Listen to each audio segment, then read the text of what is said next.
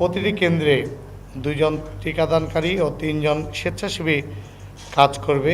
৬টি স্থায়ী কেন্দ্রে ১ জন টিকাদানকারী, ১ জন স্বেচ্ছাসেবক কাজ করবেন। ইতিমধ্যে আমাদের লক্ষ্যমাত্রা ধরা হয়েছে ২০/৪/২৬ থেকে ১০/৫/২৬ তারিখ পর্যন্ত ১৪ কর্মদিবসে কমিউনিটির লক্ষ্যমাত্রা ধরা হয়েছে আমাদের ৪৫,৬২৩। স্কুলের লক্ষ্যমাত্রা ধরা হয়েছে ৮,৫২১ জন।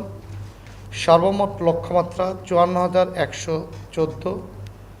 মোট শিক্ষা প্রতিষ্ঠান ২৮৬টি, মোট কমিউনিটি কেন্দ্র ২৪০টি, মোট শিক্ষা প্রতিষ্ঠানের কেন্দ্র ১৮০টি, স্থায়ী কেন্দ্র ৬টি। আমরা এই রোগ প্রতিরোধ সচেতনামূলকের জন্য ইতিমধ্যেই আপনারা জেনেছেন যে যখনই আমরা এই সংক্রামক রোগ জানতে পেরেছি, আমি দায়িত্ব পাওয়ার পরপরই আমার স্বাস্থ্য কর্মকর্তা এবং সিও সহ সিটি কর্পোরেশনের কর্মকর্তাদেরকে নিয়ে তাৎক্ষণিকভাবে সচেতনতামূলকভাবে আমরা একটি লিফলেট রাজশাহীর প্রায় ৭০,০০০ পরিবারের মাঝে ইতিমধ্যে আমরা পৌঁছাই দিয়েছি।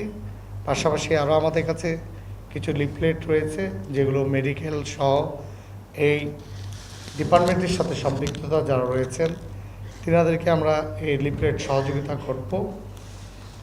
আর আমাদের রাজশাহী মহানগরীতে আপনারা জেনেছেন যে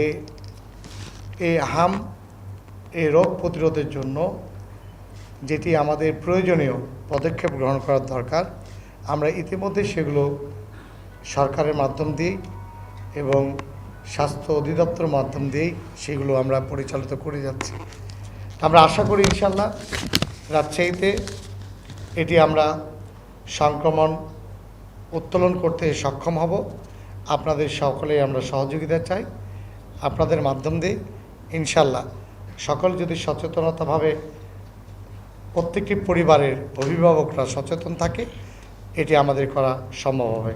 আগের বছর 12টা আমার ছিল, তার আগের বছর 10টা ছিল, এই বছর যদি বেশি তো সেটা থেকে কিন্তু আমরা অ্যালার্ট হয়েছি অনেক আগে। জানুয়ারিতে আমরা অ্যালার্ট হয়েছি যে আমাদের এই রোগের প্রাদুর্ভাব হতে পারে এবং WHO সে অ্যালার্টনেস থেকেই কিন্তু বিভাগীয় স্বাস্থ্য এবং WHO, ইউনিসেফ, গাভি সবাই কিন্তু অ্যালার্ট হয়েছে যে আমাদের তৃতীয় বিশ্বের দেশ বাংলাদেশ, এখানে হামের একটা প্রভাব হতে পারে।